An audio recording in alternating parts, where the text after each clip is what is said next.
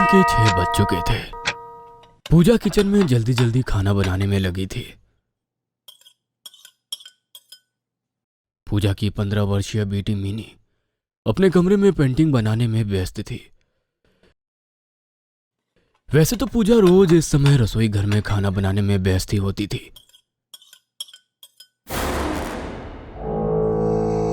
मगर आज ना जाने क्यों पूजा को अपने ही किचन में अजीब सा एहसास हो रहा था। पता नहीं क्यों उसे आज ऐसा लग रहा था जैसे कि किचन में उसके अलावा कोई और भी मौजूद हो। खाना बनाने के दौरान वो बार बार पीछे पलटकर देखती, लेकिन पीछे कोई भी मौजूद नहीं होता। उसकी बार बार नजर दीवार पर चिपकी हुई एक बड़ी सी छिपकली पर पड़ जाती, जो कि पूजा को बहुत ही गौर से देखे जा रही थी। आज ना जाने क्यों पूजा को उस छिपकली से डर सा महसूस हो रहा था। पूजा उस छिपकली को बार बार अनदेखा कर रही थी। तभी अचानक उसके कंधे पर पीछे से किसी ने हाथ रखा। पूजा ने जैसे ही पलटकर देखा तो पीछे कोई नहीं था। पूजा मिनी के कमरे की ओर देखकर तेज आवाज में बोली, मिनी, अगर ये तुम हो तो आज तुम्हारी खैर नहीं। पूजा की आवाज सुनकर मिनी अपने कमरे से ही बोली, मम्मी कितनी बार बोला है पेंटिंग बनाते समय मुझे तंग मत किया करो। तुम बार बार आकर मेरे पीछे खड़ी हो जा रही हो और जब मैं पीछे पलटकर देखती हूँ तो भाग जाती हो। मुझे डराने की कोशिश मत करो तुम। इतना बोलकर पूजा फिर से खाना बनाने में व्यस्त हो गई। खाना बनाकर पूजा किचन से बाहर आ गई और ड्राइंग रूम में आकर सोफे पर बैठ गई। तभी उसकी नजर फिर से छत पर चली गई। उसने देखा कि छत पर वही बड़ी छिपकली उसे घूरे जा रही थी। पूजा बड़बड़ाते हुए अपने आप से बोली, कितनी बार कहा है कि इस छिपकली का कोई इलाज करो, मगर ये है कि मेरी सुनते ही नहीं है। तभी दरवाजे की डोरबेल बजने लगी। पूजा ड्राइंग रूम से ही मिनी को आवाज लगाते हुए बोली, मिनी देखो, दरवाजे पर शायद तुम्हारे पापा ही होंगे। मिनी अपने कमरे से ही पेंटिंग बनाते हुए बोली, प्लीज मम्मी आप जाकर दरवाजा खोल दीजिए ना, मैं पेंटिंग बना रही हूँ। मेरी इमेजिनेशन का कनेक्शन टूट जाएगा। पूजा दरवाजा खोलने के लिए जाने ही वाली थी कि तभी उसने देखा कि उसका पति राजन मुस्कुराते हुए ड्राइंग रूम में ही आ गया। अरे दरवाजा तो बंद था, फिर आप अंदर कैसे आए? राजन ने उसकी बात का कोई जवाब नहीं दिया, बल्कि वो उसे अजीब सी नजर से देखने लगा। क्या हुआ, सब कुछ ठीक तो है ना? आज तो आप घर पर अपने दोस्त प्रोफेसर को लाने वाले थे ना? मैंने उनके लिए खाना भी बना रखा है। मगर राजन इस बार भी बगैर जवाब दिए पूजा के पास सोफे पर बैठ गया और छत को घूरने लगा। ऐसे छत पर क्या घूर रहे हैं आप? कितनी बार कहा है कि हमारे घर में जो बड़ी छिपकली है उसे भगा दीजिए। इस बार राजन पूजा की ओर देखकर भारी आवाज में बोला, कहाँ है छिपकली? राजन के कहने पर पूजा ने जैसे ही ऊपर नजर दौड़ाई तो अब वहां पर कोई छिपकली मौजूद नहीं थी। तभी डोरबेल फिर से बज उठी। पूजा ने चौंकते हुए राजन की ओर देखा, लेकिन अब वहां पर कोई मौजूद नहीं था। दरवाजे पर कोई डोरबेल लगातार बजाया जा रहा था। पूजा ने तेज कदमों से चलते हुए दरवाजे को खोल दिया, मगर बाहर का दृश्य देखकर उसकी आंखें हैरत और खौफ से फटी की फटी रह गई। उसने देखा बाहर उसका पति राजन अपने दोस्त प्रोफेसर के साथ खड़ा हुआ मुस्कुराकर उसे देखे जा रहा था। पूजा को अपनी तरफ इस तरह घूरता देखकर राजन मुस्कुराते हुए बोला, कितनी देर से डोरबेल बजा रहा हूं, लेकिन तुम दरवाजा ही नहीं खोल रही हो और तुम हमें ऐसे देख रही हो मानो हम दोनों भूत हो। इतना बोलकर राजन प्रोफेसर के साथ अंदर आ गया।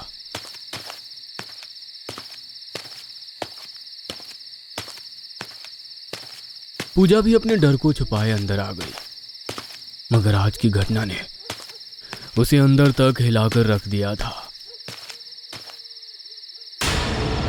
अंदर आकर राजन पूजा से बोला, पूजा टेबल पर डिनर लगा दो।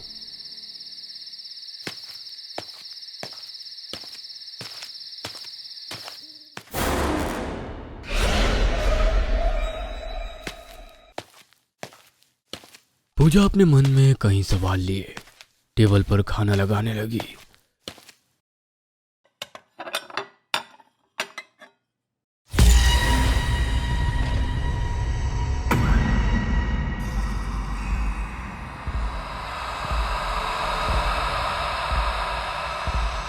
राजन अपने दोस्त प्रोफेसर की ओर देखकर बोला, जो कि घर को बहुत गौर से देखे जा रहा था। क्या मेरे घर पर अब नजर लगाओगे प्रोफेसर? जब से आए हो मेरे घर को घूरे जा रहे हो। राजन की बात पर प्रोफेसर चौंकते हुए बड़ी गंभीर लहजे में राजन की ओर देखकर बोला, ये घर तुमने कब खरीदा? यही करीब 6 महीने पहले। और पिछले 6 महीने से ही तुम्हारे बिजनेस में बड़ी तेजी से गिरावट आई है। तुम नुकसान में चल रहे हो। आखिर तुम कहना क्या चाहते हो प्रोफेसर? वैसे भी बिजनेस में तो फायदा नुकसान लगा रहता है। राजन की बात सुनकर प्रोफेसर उठकर खड़े हो गए। उनके चेहरे पर एक अजीब सा डर था। प्रोफेसर गंभीर मुद्रा में राजन की ओर देखकर बोले, देखो राजन, यह घर वास्तुशास्त्र के मुताबिक नहीं बना, बल्कि उसके विपरीत बना हुआ है। और जो घर वास्तुशास्त्र के मुताबिक नहीं बने होते, उन घरों में इंसानों के साथ साथ भूत प्रेत पिशाच भी रहने लगते हैं। अगर अपने परिवार की सलामती चाहते हो तो ये घर छोड़कर चले जाओ। बल्कि मैं तो कहता हूँ कि तुम इस घर को आज ही छोड़ दो। इतना बोलकर और वहां से जाने लगी। अरे प्रोफेसर, खाना तो खा लीजिए। और तुम वास्तुशास्त्र जैसी पुरानी बातों पर विश्वास कब से करने लगे? नहीं राजन, मैं तुम्हारे घर पर खाना नहीं खा सकता। मेरी बात पर गौर करना, वास्तुशास्त्र कोई मजाक नहीं होता। इतना बोलकर प्रोफेसर तेज कदमों से घर के बाहर निकल गए। राजन कंधे उचकाकर खाना खाने में व्यस्त हो गया। रात के समय बेडरूम में पूजा डरते हुए अपने साथ घटी घटना राजन को बताने लगी। पूजा की बात सुनकर राजन बुरी तरह से हंसते हुए बोला, तुम्हारा दिमाग खराब हो गया है पूजा। तुम्हारे कहने का मतलब है कि तुमने 2 राजन देखे। मेरी बात का यकीन मानिए, मेरा एक एक शब्द सही है। पूजा, तुम बहुत थकी हुई होगी और कभी कभी थकान में इस तरह के वहम हो जाते हैं। इसे एंजाइटी कहते हैं। तुम्हें आराम की जरूरत है। राजन पूजा की बात पर बगैर ध्यान दिए सो गया। ऐसे ही कुछ दिन बीत गए। जैसे जैसे दिन बीते जा रहे थे, पूजा को अब उस घर में सांस लेना भी मुश्किल होता जा रहा था। एक दिन राजन शाम के वक्त घर आया और अपना बैग पैक करने लगा। पूजा राजन की ओर देखकर बोली, अरे तुम कहाँ जा रहे हो राजन? मुझे आज बहुत जरूरी काम है पूजा। मेरे साथ प्रोफेसर भी जा रहे हैं। सुबह तक मैं आ जाऊंगा। तुम्हारे दोस्त प्रोफेसर घर के अंदर क्यों नहीं आए? अरे वो एक सन के इंसान है पूजा। जब से वो हमारे घर से होकर गया है तब से एक ही रट लगाए बैठा है, वास्तुशास्त्र वास्तुशास्त्र। इतना बोलकर राजन बैग लेकर बाहर चला गया। पूजा बहुत देर तक ऐसे ही खड़ी रही। राजन की गैर मौजूदगी में पूजा के दिल में अजीब अजीब ख्याल आने लगे। तभी उसकी नजर दीवार पर लगी हुई घड़ी पर चली गई। उसने देखा कि घड़ी पर वही छिपकली उसे अभी भी घूरे जा रही थी। रात के 11 बजे का समय हो चुका था। तभी पूजा के मन में अचानक एक विचार तेजी से कौंधा और वो बड़बड़ाते हुए अपने आप से बोली, आज मिनी जब से स्कूल से आई है तब से अपने कमरे से बाहर ही नहीं निकली। मुझे उसकी अब तक आवाज भी नहीं सुनाई दी। इतना बोलकर पूजा तेजी से मिनी के कमरे की ओर चली गई। मिनी,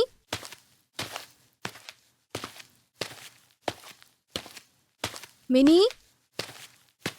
मगर उसने देखा कि कमरे में कोई नहीं था। पूजा की नजर मिनी के बेड पर पड़ी, जहां पर मिनी के हाथ की बनाई हुई कुछ पेंटिंग्स पड़ी हुई थी। पूजा ने उन पेंटिंग्स को उठा लिया। पेंटिंग्स को देखकर पूजा की आंखें दहशत और डर की वजह से फटी की फटी रह गई। उसने देखा पेंटिंग्स में उसे घूरने वाली छिपकली आधे इंसान और आधे छिपकली के रूप में खड़ी हुई मिनी से बातें कर रही थी। उस पेंटिंग में छिपकली का चेहरा बेहद खौफनाक था। पूजा का दिल किसी अनहोनी आशंका से धड़कने लगा।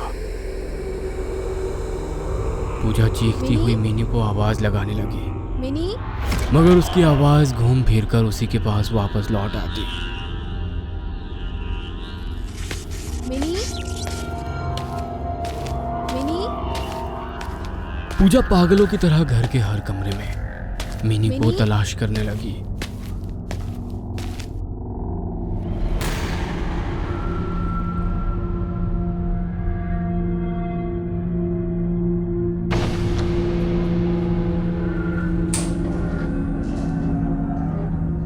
मगर उसे मिनी कहीं नहीं मिली। थक हार कर पूजा फिर से मिनी के कमरे में आ गई।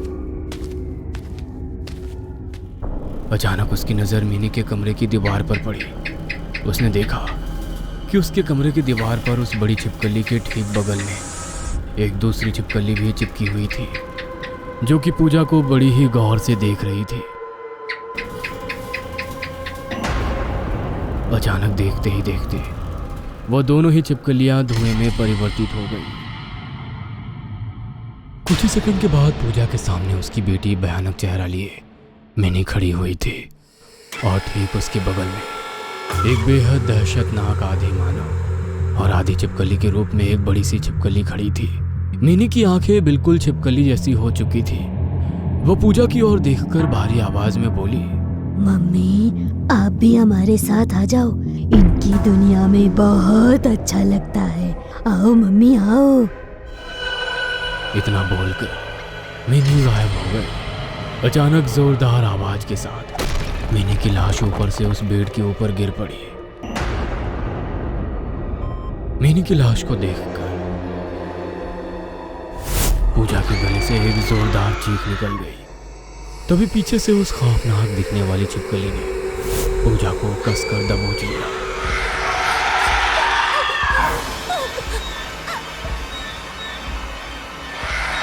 पूजा की चीख सन्नाटे को चीर गई। अगली सुबह जब राजन अपने घर पर आया